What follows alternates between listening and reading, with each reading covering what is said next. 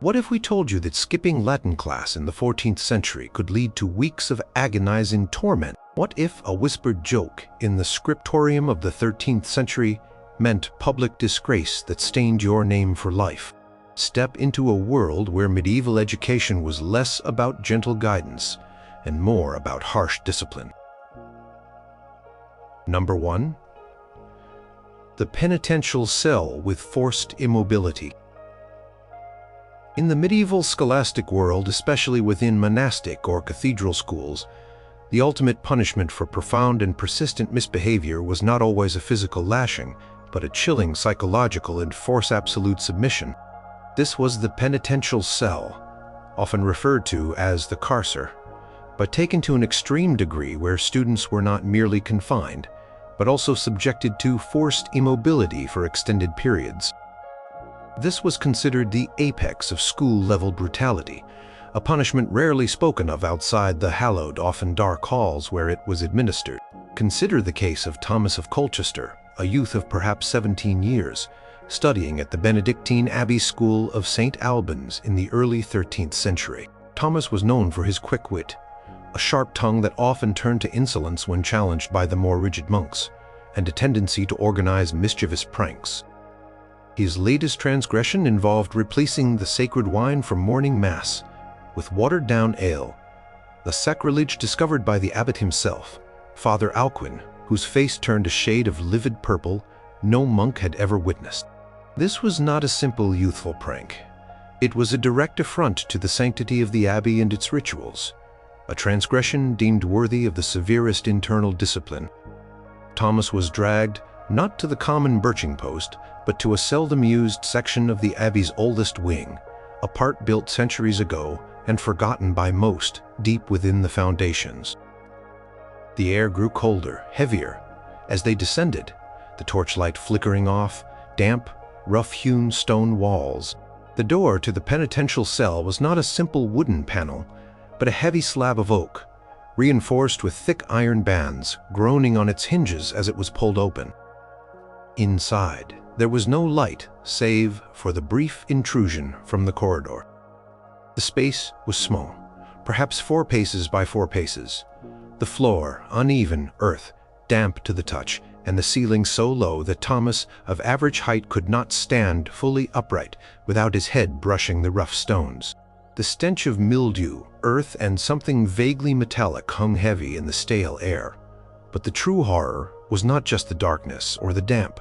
In the center of the cell stood a crude wooden contraption. It was a sturdy, upright beam, from which hung thick leather straps and iron rings.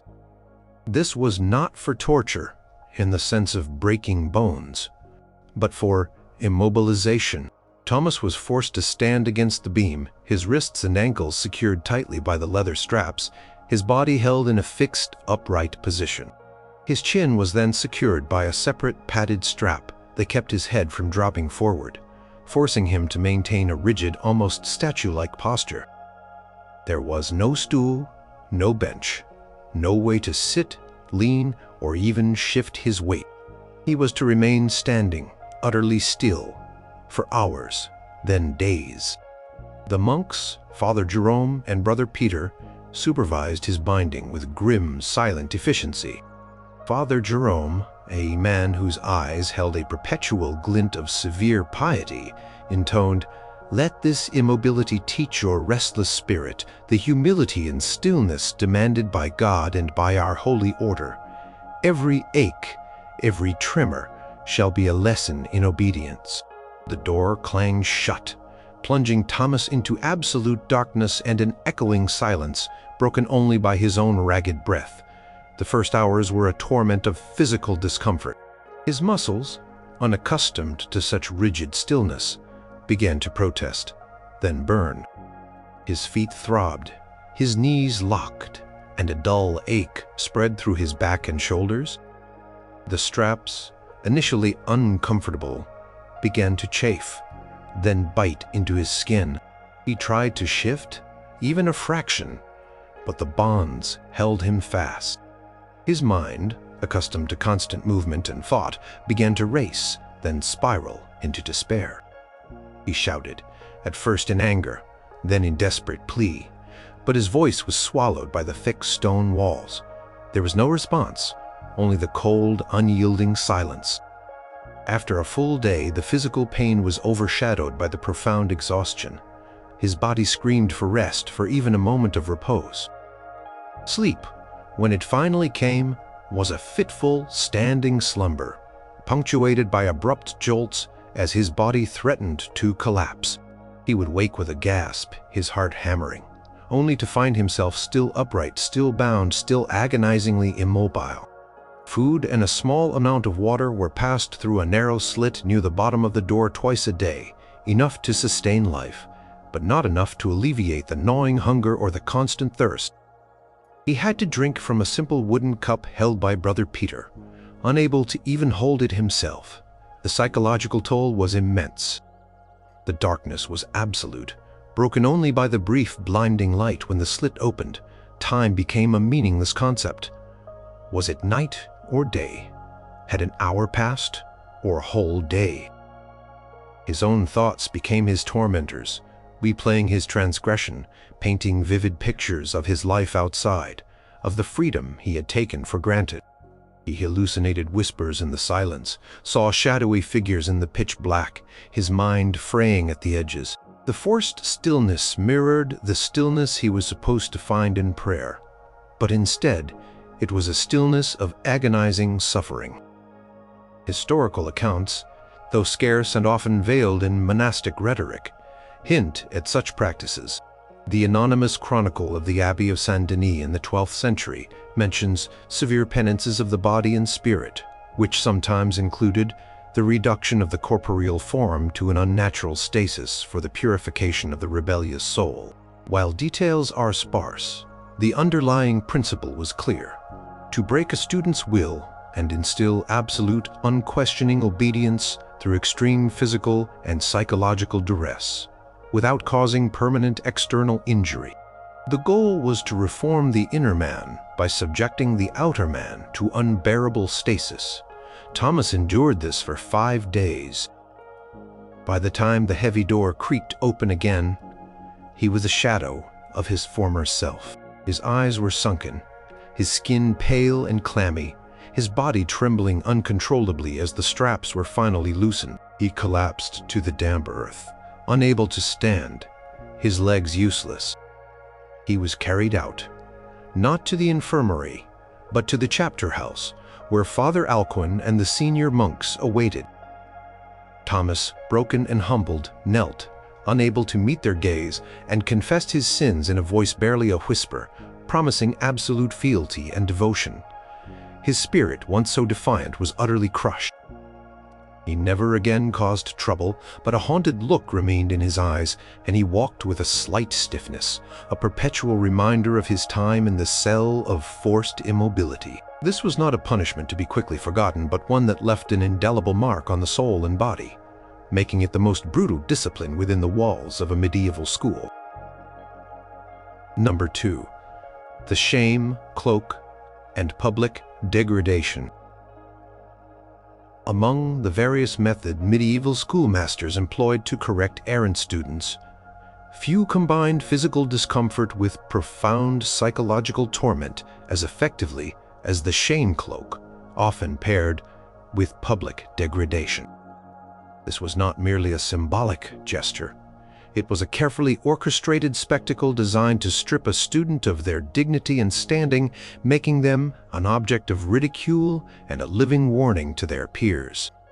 It was particularly favored for transgressions involving arrogance, blatant dishonesty, or attempts to subvert the school's authority. Consider the narrative of young Bartholomew, a student at the renowned cathedral school of Chartres in the late 12th century. Bartholomew was known for his sharp mind and even sharper tongue, often engaging in scholastic debates with an almost arrogant glee, sometimes even challenging the masters themselves on minor points of theology or logic.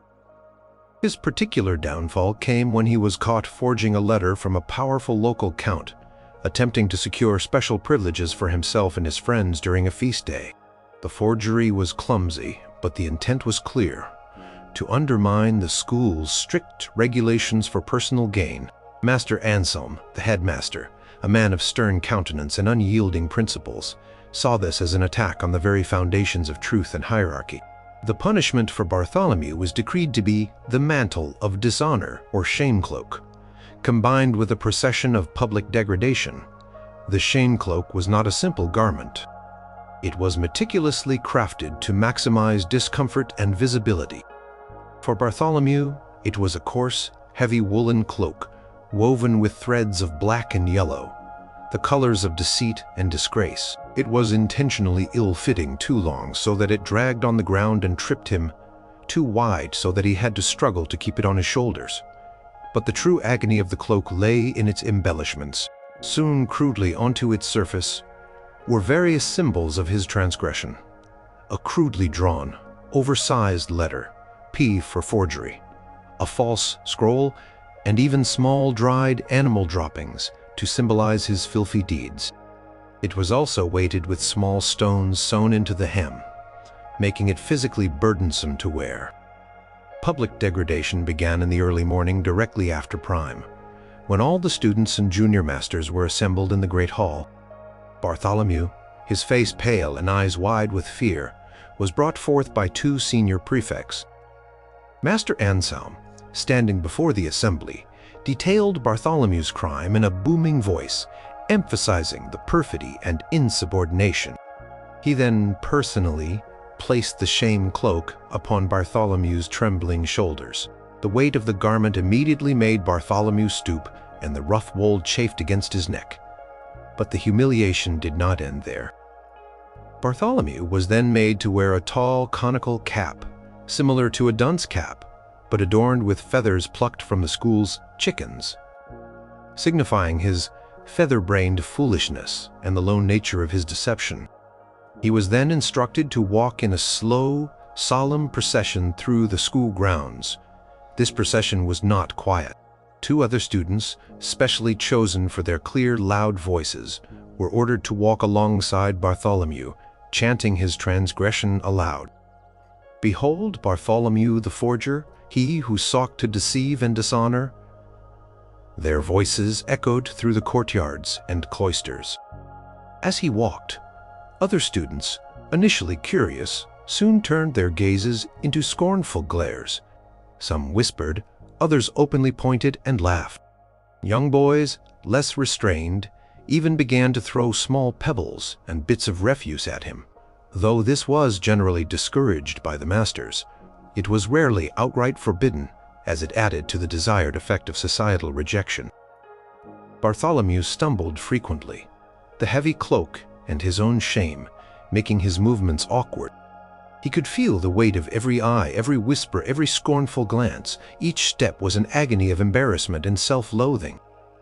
For the entire morning he was paraded not just through the school, but even into the nearby town square, under the watchful eyes of Brother Benedict, the master of discipline. Townsfolk, accustomed to such spectacles from the school, gathered to gawk. Peasants, merchants, and even local knights paused their daily routines to witness the shame of the student. Children pointed and shouted, adding their shrill voices to the chorus of his public downfall. Bartholomew longed for the earth to swallow him whole. The sun beat down, and the heavy itchy cloak made him sweat profusely, the grime and sweat mixing with his tears. Historical sources, such as the statutes of the University of Paris from the 13th century, mention punishments like public penance and wearing of distinctive garb of infamy for grave offenses, though the specifics of the garments varied by institution. Purpose, however, was uniform: to inflict severe public humiliation, demonstrating the consequences of defying scholastic authority and community norms. It was believed that such a stark display of shame would not only reform the individual, but also serve as a potent deterrent to others. Bartholomew was forced to wear the shame cloak for 3 full days from dawn until vespers, eating his meal separately in the common hall, isolated and shunned. He was allowed to remove it only at night, in the privacy of his bed in the dormitory. But even then the humiliation lingered, a phantom weight on his shoulders. When he was finally allowed to shed the garment, his spirit was profoundly broken. He never again attempted any deception, nor did he ever again challenge a master with arrogance. His confidence was shattered, replaced by a quiet, almost timid demeanor. The shame cloak had served its brutal purpose, leaving an indelible mark not only on his reputation, but on his very soul, a constant reminder of the day he walked draped in public disgrace. Number 3.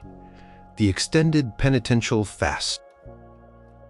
In the rigorous and deeply religious environment of medieval schools, especially those attached to monasteries or cathedrals, disciplinary actions often intertwined with spiritual penance. One of the most brutal of these, particularly for persistent miscreants, was the extended penitential fast. This was not simply skipping a meal or two. It was a deliberate, prolonged deprivation of sustenance, designed to purify the soul through physical suffering, to break the will of the student, and to demonstrate the immense power of divine and institutional authority. It was a punishment that often pushed students to the brink of collapse, making them profoundly weak and submissive. Consider the plight of young Wilfrid, a student at the Cistercian Abbey School of Fountains in the mid-14th century. Wilfrid was a stocky, boisterous boy, known for his voracious appetite and a tendency to sneak extra rations from the refectory, often leading his less adventurous friends astray in their quest for illicit treats. His gravest offense, however, occurred during the Lenten fast, when he was caught slaughtering and roasting a lamb in secret with several companions, a blatant defiance of the strict ascetic rules of the abbey and the Lenten regulations.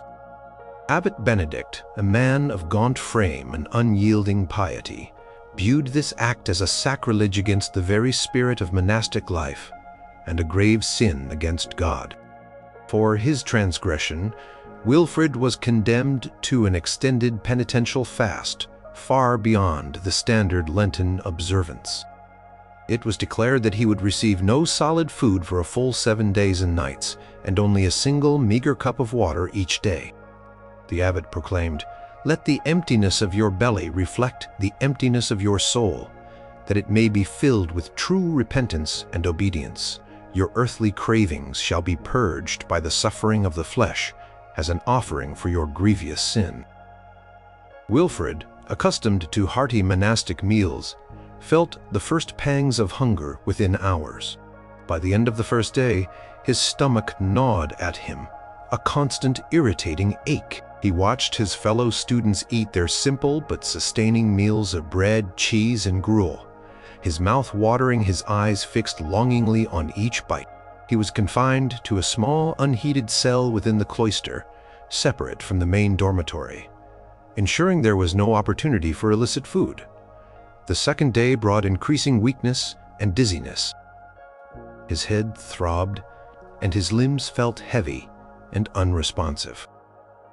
The single cup of water, though precious, did little to quench his parched throat or satisfy the deeper hunger.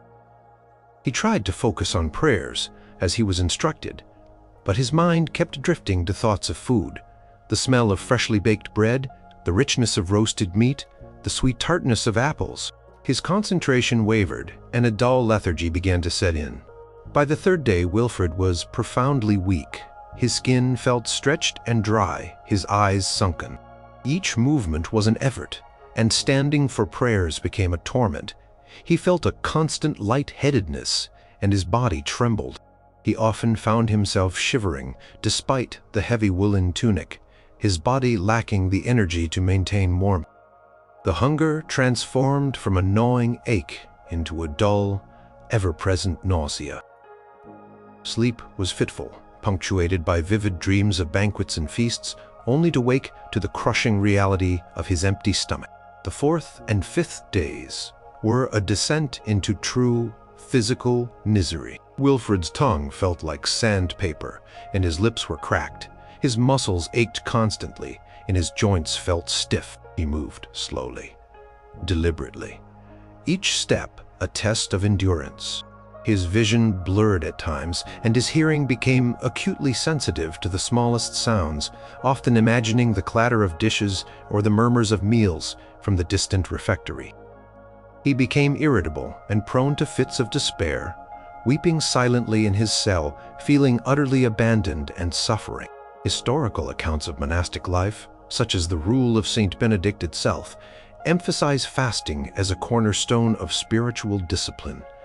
But extended solitary fasts, like Wilfrid's, were usually reserved for extreme cases of sin or for monastic hermits. However, within the disciplinary framework of a school, especially one so deeply embedded in monastic asceticism, pushing these boundaries for severe misbehavior was not unheard of. Scholars like Dr. Agnes Beaumont, in her Studies in Misceble Monastic Discipline, note that the body was often considered a vessel for correction and deprivation of sustenance, a potent tool for spiritual purification and the instilling of absolute obedience in a rebellious spirit. While specific instances of school fasts of this length are rarely detailed in surviving records, the practice aligns with the broader punitive philosophies of the era. By the sixth day, Wilfrid was barely able to stand. He felt detached from his own body, his mind a foggy landscape of exhaustion and persistent, quiet suffering. He barely registered the single cup of water when it was offered, simply drinking it without conscious thought. He had lost significant weight, and his bones seemed to protrude more sharply under his tunic. His spirit, once so defiant and full of life, was completely broken. He yearned for the fast to end, for even a crumb of bread, a desperate, consuming desire that overshadowed all other thoughts. When the 7 days were finally over, Wilfrid was helped from his cell, stumbling and weak, his face a pale mask of exhaustion. He was given a small portion of thin gruel, and even that he consumed slowly, his stomach unable to handle more. The experience had been profoundly traumatic. He never again showed any inclination to steal food or to defy the rules of the abbey. His once robust spirit was tamed, replaced by a quiet reverence for the rules, and a deep-seated fear of ever experiencing such hunger again. The extended penitential fast had stripped him bare, leaving him utterly humbled and obedient, a stark example of the medieval school's brutal capacity for spiritual and physical discipline. Number 4. The iron collar and restraint chair. For students who demonstrated persistent disobedience, an inability to remain still during lessons, or a tendency towards aggressive behavior, medieval schoolmasters sometimes resorted to specialized restraint devices designed to inflict constant discomfort and enforce immobility. These were not merely symbolic shackles, but crude contraptions that combined physical constriction with psychological torment, making every movement a source of pain or profound awkwardness. Among the more chilling examples was the iron collar, often paired with a crude restraint chair, designed to break the will through sheer, unyielding physical burden. Consider the unfortunate case of Julian of Exeter, a boisterous and unruly student at a minor collegiate school near Gloucester in the mid-13th century. Julian was notorious for his disruptive behavior, constant fidgeting, loud whispers during sermons, challenging other students to wrestling matches in the cloister, and on one occasion even daring to throw an inkpot at the venerable Master Aelred, the head of the grammar school, during a particularly frustrating Latin lesson. Master Aelred, a man of precise habits and little patience for insubordination, decided that Julian's restless spirit required a truly immovable lesson. The punishment devised for Julian was a combination of the collar of obedience and the chair of stillness. The iron collar was a thick, heavy band of crudely forged iron, perhaps an inch wide, designed to fit tightly around Julian's neck. It was not meant to choke him, but to restrict his neck movement and constantly chafe his skin. From this collar, 2 thick, vertical iron rods extended upwards, one behind each ear, connected by a crossbar over his head. This contraption effectively prevented him from looking down at his books, from looking sideways, or even from bending his head in supplication. His gaze was forced to remain straight ahead in front of him. This was complemented by a crude, heavy chair carved from a single block of oak. The chair had no backrest, forcing him to sit upright, and its armrests were fitted with rough leather straps that would bind his wrists, ensuring his hands could not fidget or cause mischief. Julian was brought before the assembled student body in the refectory after morning prayers. Master Elred, his voice resonating with stern authority, announced Julian's persistent insubordination and the severity of his misdeeds. He then personally fastened the iron collar around Julian's neck. The cold, unyielding metal immediately felt suffocating, and the upward rods pressed against his scalp. When he tried to instinctively duck his head in shame, the crossbar jabbed painfully. Then, he was forced into the chair of stillness. The rough wooden seat dug into his backside, and his wrists were cinched tightly to the armrests, leaving no room for movement. For the entirety of the school day, from prime until compline, Julian was forced to sit in this chair wearing the iron collar in the very center of the main classroom. He was unable to move his head to look at his fellow students, unable to fidget with his hands, unable to lean back for relief. The master's lectures, usually a source of restless boredom, became an agonizing test of endurance. His neck muscles quickly stiffened, the iron collar rubbing his skin raw with every tiny, involuntary tremor. His arms, fixed in an unnatural position, began to ache and tingle. The rough wood of the chair dug into his flesh, creating pressure points that burned with increasing intensity. Eating was a torturous affair. His hands were released only long enough to grasp a spoon or a piece of bread, but the collar remained, making it impossible to bend his head to eat properly from his bowl. He had to attempt to bring the food to his mouth with great difficulty, spilling much of it, which only intensified his shame and frustration. Water was drunk from a cup held to his lips by a junior master, an act of utter dependence that further eroded his sense of self. Historical context, though rarely detailing such precise devices for students, reveals that iron collars and restraint chairs were known tools for public shaming and punishment, often used for petty criminals or those deemed to be public nuisances. Application of such tools within a school setting, particularly for what might today be considered mere fidgeting or youthful high spirits, highlights the brutal disciplinary philosophy of the era.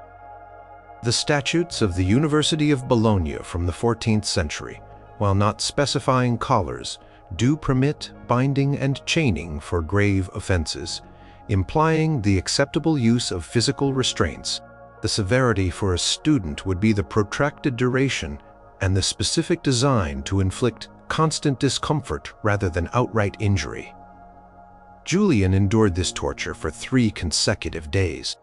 Each morning he was reaffixed to the chair and collar, his body protesting with every movement. By the end of the 3rd day, his neck was raw and chafed, his shoulders perpetually stiff, and his wrists bore red welts from the leather straps. More importantly, his spirit was profoundly subdued. Constant physical discomfort, combined with the humiliation of being a spectacle of rigid punishment, had broken his boisterousness. When he was finally released, he was a different boy. He moved with a newfound stillness, his gaze often fixed downwards, and he spoke in a much quieter, almost hesitant voice. The iron collar and restraint chair had forced him into a state of outward and inward quietude, a cruel transformation from an unruly boy to a compliant but visibly traumatized student. The lesson had been etched onto his very being through the relentless pressure of cold iron and unyielding wood. Number 5. The kneeling board with sharp protrusions. For repeated acts of defiance, insolence towards masters, or failure to properly memorize scriptures and lessons, medieval schoolmasters often escalated beyond simple flogging to punishments that inflicted prolonged, excruciating pain. One such brutal method was the kneeling board, a deceptively simple device made unbearable by its specific design, often incorporating sharp stones, peas, or even crude wooden spikes. This punishment, directly targeted the student's endurance, transforming a position of reverence into one of torment. Consider the persistent troubles of Alara, a spirited girl studying at a convent school in Rouen in the early 15th century. Alara possessed a keen intellect, but a stubborn streak that often bordered on defiance. She frequently argued with the sisters about the correct interpretation of biblical passages, questioned the necessity of endless needlework, and sometimes simply refused to participate in the droning recitations, preferring to read forbidden romance stories, smuggled in by a merchant's daughter. Her most recent and severe transgression was openly challenging the authority of the formidable abbess Hildegard during a lesson on piety, declaring that God's mercy should surely extend to more than tedious hours of rote learning. Abbess Hildegard, a woman of unyielding discipline and stern piety, saw this as an act of profound insubordination and spiritual laxity. Alara was condemned to the kneeling board, a term whispered with dread among the students. This was not just any board. It was a thick plank of oak, perhaps 5 feet long and 2 feet wide, but its surface was studded with small, sharp pebbles, each about the size of a pigeon's egg, meticulously embedded into the wood, ensuring that no part of the kneeling surface was smooth. For more egregious offenses, the board might even have small, dulled wooden spikes or hard-dried peas that over time became excruciating. Alara's particular board was covered with the sharp pebbles. Punishment commenced immediately after the evening meal. Alara was led to a small, unheated antechamber adjacent to the main chapel, a place usually reserved for the most serious of spiritual penances. The air was cold, and the rough stone walls seemed to absorb all warmth. In the center of the room lay the infamous kneeling board. Sister Agnes, the mistress of novices, a woman known for her severe and unblinking gaze, commanded Alara to kneel upon it. Alara hesitated, but Sister Agnes's steely expression left no room for defiance. She sank to her knees. The immediate sensation was one of sharp, intense pressure.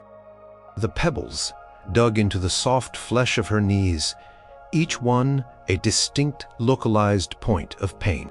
She tried to shift her weight, to find a smoother spot, but there was none. Every millimeter of movement simply brought new, excruciating pressure. She was instructed to remain there in silent prayer and contemplation of her sins until dawn, a period of over 10 hours. The first hour was manageable, a constant, sharp discomfort. Alara tried to focus on the prayers Sister Agnes had assigned her, on the words of penance, but her mind was consumed by the agony in her knees. Pain began to spread, radiating up her legs, making her joints stiff and her muscles tremble. She tried to shift her weight to her shins or feet, but the board prevented proper posture, forcing her to remain on her knees. Her kneecaps, accustomed to smooth surfaces, now felt raw and bruised. As the hours dragged on, the pain became almost unbearable. It was not a throbbing ache, but a constant piercing sensation, as if sharp shards were being driven into her flesh. She bit her lip to keep from crying out, tears welling in her eyes. Her legs began to cramp, and a terrible numbness set in, alternating with waves of searing agony. Sleep was impossible. Every attempt to doze off resulted in a jolt of pain as her weight settled more heavily onto a particularly sharp stone. She could feel the skin of her knees protesting, stretching, and perhaps breaking. Historical accounts, though rarely explicit about such gruesome details for students, frequently mention penance on sharp stones or kneeling on peas as forms of spiritual discipline and physical punishment within monastic and penitential contexts. For example, the anonymous Chronicle of Evesham Abbey from the 12th century mentions a monk being made to do penance on the cold stone floor for hours, which often implied rough or deliberately uneven surfaces. The Ancren Vitae, a guide for anchoresses from the 13th century, advises extreme forms of physical mortification, including prolonged kneeling, which would have naturally incorporated discomfort to increase the penitential effect. The adaptation for a school setting would involve enhancing this discomfort to an extreme degree. By the middle of the night, Alara was exhausted and in profound pain. Her knees felt like raw meat, and her legs were stiff and unresponsive. She wept silently, no longer able to hold back the tears, her body shaking uncontrollably. Her spirit, once so defiant, was reduced to a singular desperate desire for the pain to end.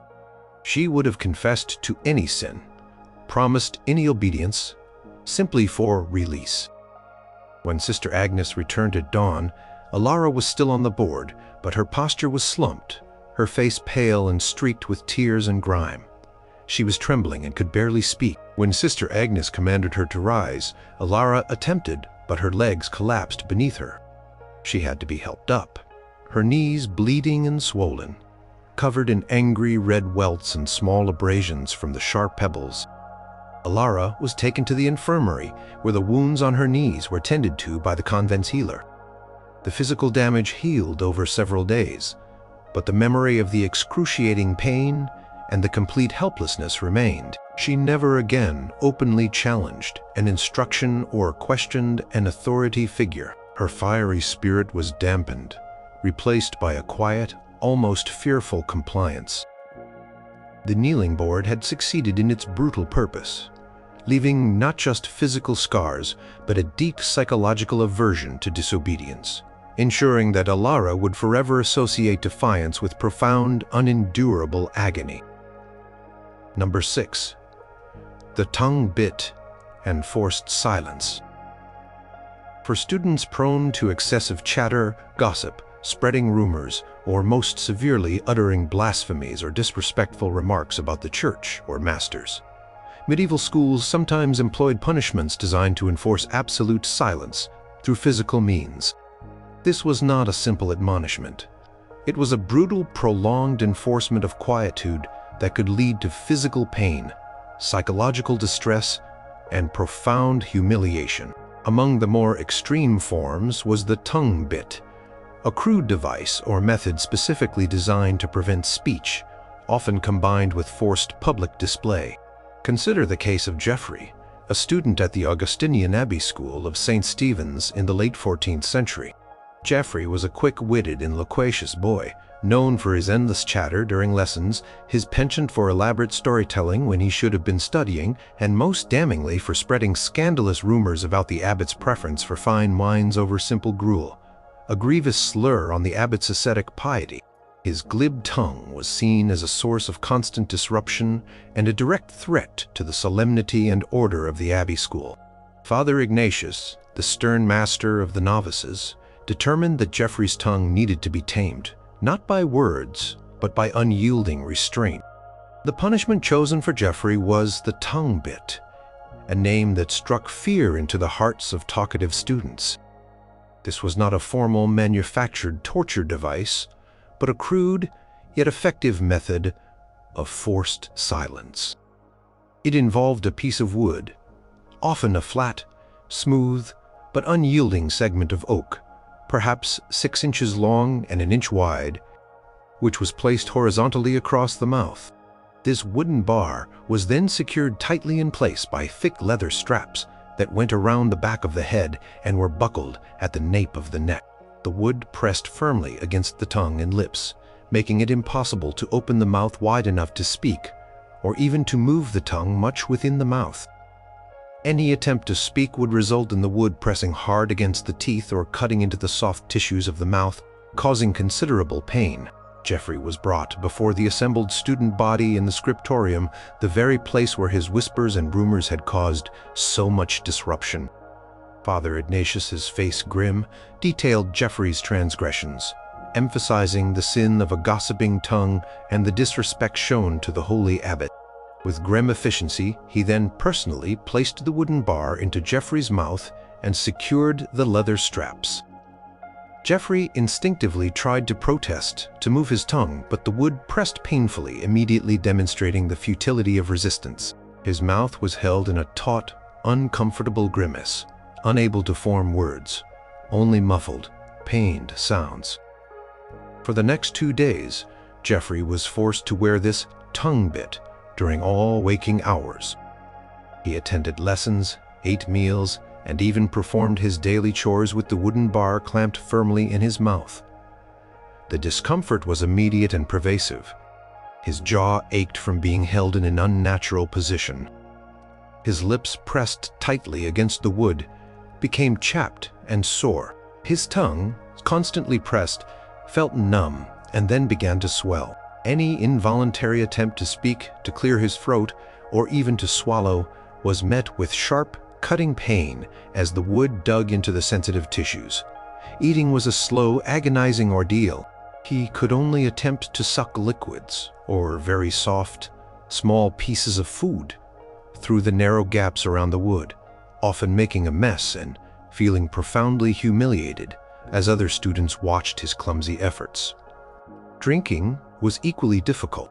He felt constantly parched, unable to properly moisten his mouth or swallow without pain. Sleep was a minor reprieve, as the bit was usually removed at night, but the physical discomfort lingered, and his mouth was often sore and swollen. The psychological impact was equally severe. Geoffrey, a boy who thrived on verbal interaction, found himself utterly cut off. He couldn't express his thoughts, couldn't respond to questions, couldn't even whisper to his friends. The forced silence was maddening, a constant reminder of his inability to control his own voice. Stripped of his primary means of communication, he felt isolated, powerless, and profoundly ashamed. The other students, initially amused, soon pitied him, as the sight of his strained, silent face became a somber reminder of the consequences of an unruly tongue. Historical records, while not always providing specific nomenclature like tongue bit for students, describe similar forms of restraint for controlling speech, particularly in penitential and punitive contexts. For instance, scolds, bridles, or branks, metal head cages with a protruding piece that pressed down on the tongue, were used in later medieval and early modern times for women accused of gossiping or nagging. While the tongue bit for a student might be a cruder school-specific adaptation, the principle is the same: to punish and control through speech, deprivation, and physical discomfort. Customary of Cluny, a major monastic rule, speaks of mortifying the rebellious organ, though usually through prayer and asceticism. The physical interpretation for students highlights the era's harshness. By the end of the second day, when the tongue bit was finally removed, Geoffrey's mouth was raw, his lips cracked and swollen, and his tongue felt bruised. His jaw was sore, and he spoke in a hesitant whisper, the memory of the pain still fresh. He never again engaged in idle chatter or spread malicious rumors. His boisterousness was replaced by a quiet, almost reserved demeanor. Tongue bit had brutally impressed upon him the power and danger of his own words, ensuring that every utterance thereafter was carefully considered a testament to the lasting, painful lesson of forced silence. Number 7. The public humiliation collar with branding. For students who committed acts of extreme disrespect, blatant theft, or grievous academic fraud, deeds that threatened the very moral and intellectual fabric of the medieval school, the punishment often went beyond mere physical pain to inflict a permanent mark of disgrace. This involved not just public humiliation, but a symbolic or even literal branding of their transgression, ensuring that their misdeed would follow them long after they left the school walls. This was a true social and emotional scarring, designed to be a lifelong reminder of their downfall. Consider the case of Roland, a particularly cunning and ambitious student at the University of Paris, specifically at the College of Sorbonne, in the early 13th century. Roland was gifted, but lazy, often relying on deceit rather than diligence. His gravest offense was discovered when he was caught red-handed attempting to substitute his own poorly copied and fraudulent philosophical treatise for a master's meticulously crafted, original during a major examination, a scheme that, if successful, would have allowed him to pass with unearned distinction. Master Gerard, the Dean of Arts, a man of rigid academic integrity, considered this an unforgivable act of intellectual dishonesty and a profound insult to the institution. Roland was condemned to a public humiliation collar with symbolic branding, a severe form of punishment rarely applied to students. This was not the kind of iron collar used for restraint, but a heavy wooden collar, perhaps 6 inches wide, that was placed around his neck. Collar was painted in garish, contrasting colors, perhaps half black, half bright red, to signify his duality of deceit and shame. But the true horror was the symbolic branding. Attached to the front of the collar, suspended by chains, was a large, heavy wooden plaque. On this plaque, burned deeply into the wood, was a crudely drawn, oversized letter F for fraud, accompanied by a depiction of a snake coiling around a book, symbolizing his perfidy and corruption of knowledge.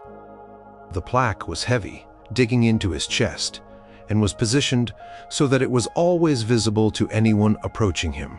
Punishment began during the morning sermon, where all the university students and faculty were assembled in the grand lecture hall. Master Gerard, his voice echoing with righteous indignation, recounted Roland's crime, emphasizing the betrayal of trust and the grave dishonor brought upon the sacred pursuit of knowledge. He then personally fastened the heavy wooden collar around Roland's neck, the large plaque hanging heavily on his chest. Roland, his face pale and trembling, instinctively tried to hide the plaque, but his hands were gently but firmly held down by 2 deacons, ensuring the symbol of his shame remained fully exposed. Roland was then ordered to stand at the entrance of the lecture hall for the entire duration of the morning lectures. Every student, every master, every visiting scholar who entered or exited had to pass by him, seeing the stark symbol of his disgrace. Whispers and pointed fingers followed him. He could feel the weight of judgmental stares, the sting of silent condemnation. The wooden collar, while not as physically restrictive as an iron one, was burdensome, its weight pressing down on his shoulders, making his neck ache. The large plaque constantly bumped against his chest, a perpetual reminder of his branded shame. For the next 3 days, Roland was made to wear this collar and plaque during all daylight hours. He was forced to attend lectures, sitting in the front row where his branded collar was most visible. He ate his meals in the common refectory, isolated at a small table facing the other students, his humiliation a constant, unavoidable spectacle. Even during walks through the university precinct, he was made to proceed slowly, ensuring that his branded shame was seen by as many people as possible. The heavy plaque made him stoop, a physical manifestation of his burdened spirit.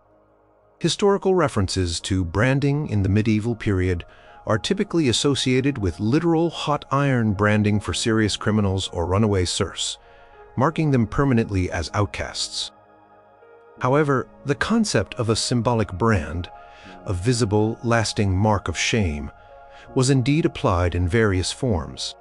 University statutes, while not explicitly detailing branded collars, often prescribed perpetual infamy or public degradation by symbols of disgrace for acts of profound academic or moral turpitude. The University of Bologna's 13th century statutes mention that students found guilty of gross cheating or forgery could be marked with a sign of perpetual infamy, which could manifest in various ways, including publicly worn symbols. The severity for a student would be the combination of constant physical discomfort, constant visual reminder, and the inescapable public shaming that followed them everywhere. By the 3rd day, Roland was utterly broken. Constant weight of the collar, the ache in his neck, the public stares, and the inescapable visual symbol of his dishonesty had crushed his spirit.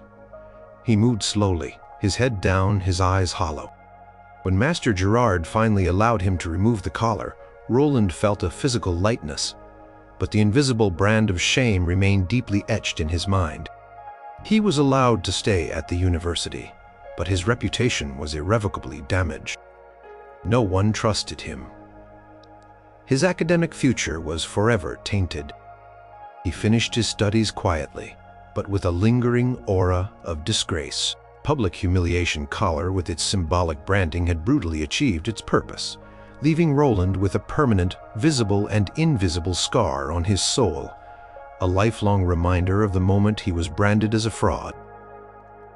Number 8. The cage of contrition and public scorn. For students who committed acts of extreme defiance, such as open rebellion against a master vandalizing school property, or instigating large-scale unrest among their peers, medieval school authorities sometimes resorted to punishments that combined physical confinement with profound public humiliation. This was not a simple jail cell, it was a visible, theatrical display of correction, designed to break the individual's spirit through isolation and the full force of community scorn.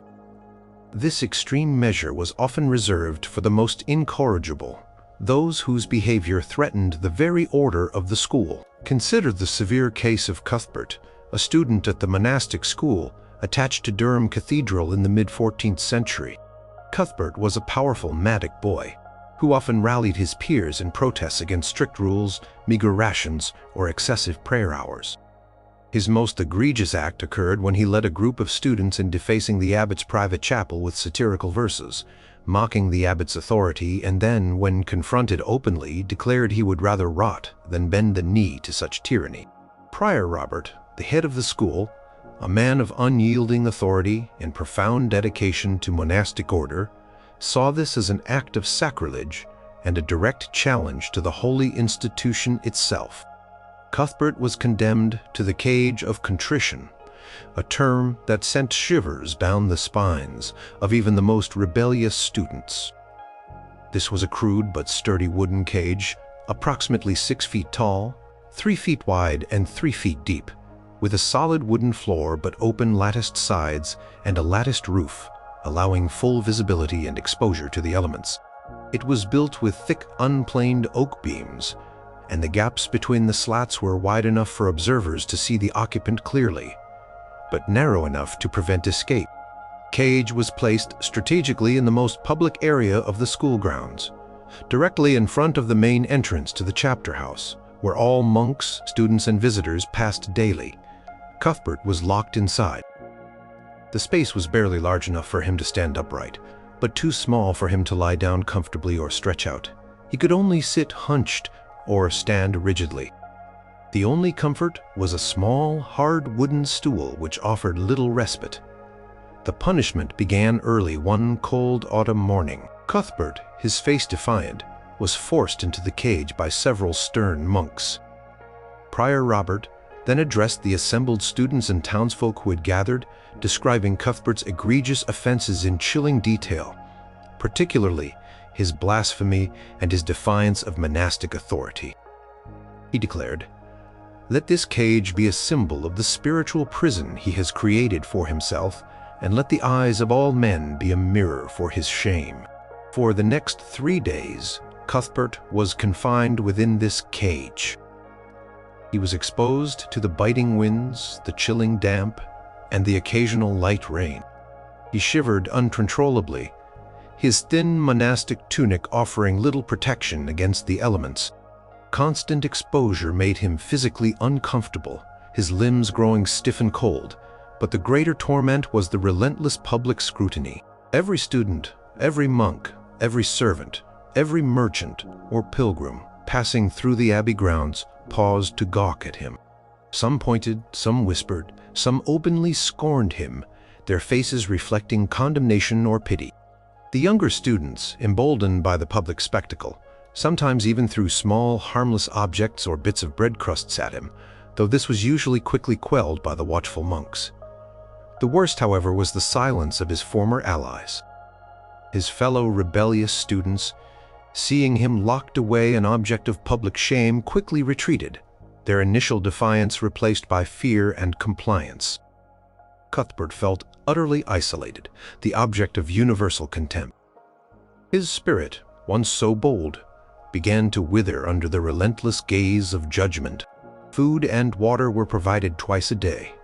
A minimal portion passed through a small opening, enough to sustain life, but not comfort. He ate and drank under the gaze of others. Every private act made public, compounding his humiliation, sleep was almost impossible. The hard stool, the cold, the constant awareness of being watched, and the incessant fear of further exposure made rest elusive.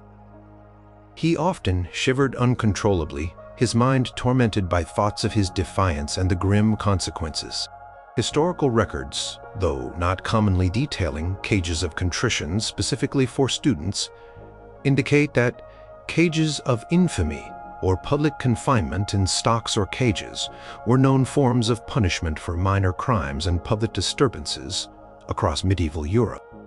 Their application in a school context, especially for a student, dates the severity with which acts of rebellion were viewed. The cartulary of St. John's Priory from the 13th century, for instance, mentions public displays of penance to deter similar wickedness, which could encompass such dramatic public confinement. Key here is the public nature, the exposure, and the psychological breaking through humiliation rather than direct physical torture. By the end of the third day, Cuthbert was a ghost of his former self. His face was gaunt and pale, his eyes sunken and devoid of their former fire. His body was stiff and chilled, and his spirit was utterly broken. When Prior Robert finally ordered his release, Cuthbert stumbled out of the cage, collapsing to his knees, his defiance replaced by profound, shivering submission. He never again instigated any rebellion, never again challenged authority. His once monodic presence was replaced by a quiet, almost fearful demeanor. Cage of contrition and the relentless public scorn had succeeded in its brutal purpose, leaving Cuthbert with a permanent, chilling lesson in obedience, ensuring that he would forever remember the cold, isolating horror of being an outcast in a public display of shame. Number 9. The prolonged birching and blood discipline. In the harsh realities of medieval education, physical punishment was not just a disciplinary tool. It was often the first and most common recourse for misbehavior. But for persistent offenders, or for transgressions deemed particularly heinous, the routine birching could escalate into a prolonged, excruciating ordeal, sometimes referred to as blood discipline. This was a severe form of flogging, intended not just to inflict pain, but to break the spirit through sheer sustained agony, often to the point of drawing blood, serving as a brutal example to the entire student body. Consider the case of young Piers, a student at the parish grammar school in Warwick in the early 13th century. Piers was a mischievous and defiant boy, prone to truancy, stealing small items from his classmates, and most frequently refusing to complete his Latin grammar exercises, often leading to boisterous arguments with his teacher, Master Gregory. Master Gregory, a man of stern demeanor and unwavering belief in corporal punishment, had administered many birches to Piers before, but they had not deterred him. When Piers was caught attempting to burn his Latin textbook to avoid a difficult translation, Master Gregory declared that a final, decisive lesson was in order. Punishment, decreed for Piers, was a prolonged birching, far beyond the usual few strokes. It was to be administered not with a simple rod, but with a bundle of birch twigs, often called a fasces, or rods, prepared to be particularly stinging. These twigs were often soaked in brine beforehand to make their impact more painful and to increase the likelihood of drawing blood. Piers was brought before the entire school, assembled in the main schoolroom, transformed into a grim tribunal. Master Gregory, his face set, announced Piers' numerous transgressions, emphasizing the destruction of sacred texts and the defiance of scholastic order. Piers was forced to remove his outer tunic and lie face down across a sturdy wooden bench, his back exposed. 2 strong senior students were commanded to hold him firmly, preventing him from squirming or escaping. Master Gregory then took up the birch rods. The first few strokes were sharp, stinging blows, familiar to many a medieval student, but these did not stop. Master Gregory continued, stroke after stroke, a rhythmic, relentless onslaught. Each blow landed with a sickening thwack, leaving red welts across Piers's back and buttocks. Piers cried out at first in surprise, then in agony. The pain quickly became unbearable. His body arched, his muscles tensed, but the senior students held him fast. The birch rods seemed to bite deeper with each swing. Soon the skin began to break, and thin trickles of blood emerged from the crisscrossing welts. The scent of sweat and fresh blood filled the air. Piers's cries turned into choked sobs, then gasps, his body racked with spasms of pain. Prolonged nature of the punishment meant that the initial pain gave way to a deeper, agonizing burn as layer after layer of skin was assaulted. The blows were administered with a deliberate, measured pace designed to maximize suffering, not to be quick and done. The other students watched in horrified silence. Many had experienced a birching, but none had witnessed such a sustained, brutal lashing. The sight of the blood, the raw, angry welts, and Piers's desperate guttural cries was a stark, chilling lesson for them all. This was not just a correction. It was an act of brutal assertion of authority, meant to instill absolute terror and submission. Historical sources from across medieval Europe attest to the widespread use of birching or flogging in schools, monasteries, and even universities. The rule of Saint Benedict from the 6th century, though primarily spiritual, allows for corporal punishment for grave offenses. Later university statutes, such as those from Oxford and Cambridge in the 13th and 14th centuries, routinely mention disciplining with rods or scourging for various misbehaviors ranging from academic laziness to moral infractions. The blood discipline aspect, while not always explicitly named, was an understood consequence of prolonged severe beatings, considered a necessary act of purification for deep-seated rebellion or sin. Medieval medical texts also contain remedies for skin lacerations caused by such punishments, indicating their common occurrence and severity. After what seemed like an eternity, but was likely several dozen agonizing strokes, Master Gregory finally ceased. Piers lay whimpering, his body trembling, his back a raw, bloody mess of welts and broken skin. He was barely able to stand, his legs buckling beneath him. He had to be helped off the bench, his tunic carefully placed over his mangled back. His physical agony was immense, but the psychological impact was perhaps even greater. He was utterly broken, his spirit of defiance completely crushed. For days afterward, Piers could barely sit or lie comfortably. His back was inflamed, and the pain was constant. The physical wounds eventually healed, but the memory of the prolonged agony and the humiliation of his public, bloody punishment remained. He never again defied Master Gregory, never again skipped a lesson, and never again so much as raised his voice in argument. His once rebellious spirit was replaced by a quiet, almost fearful obedience. Prolonged birching and blood discipline had brutally achieved its purpose, leaving Piers with a profound, lasting mark of fear and submission, a testament to the medieval school's capacity for extreme corporal punishment.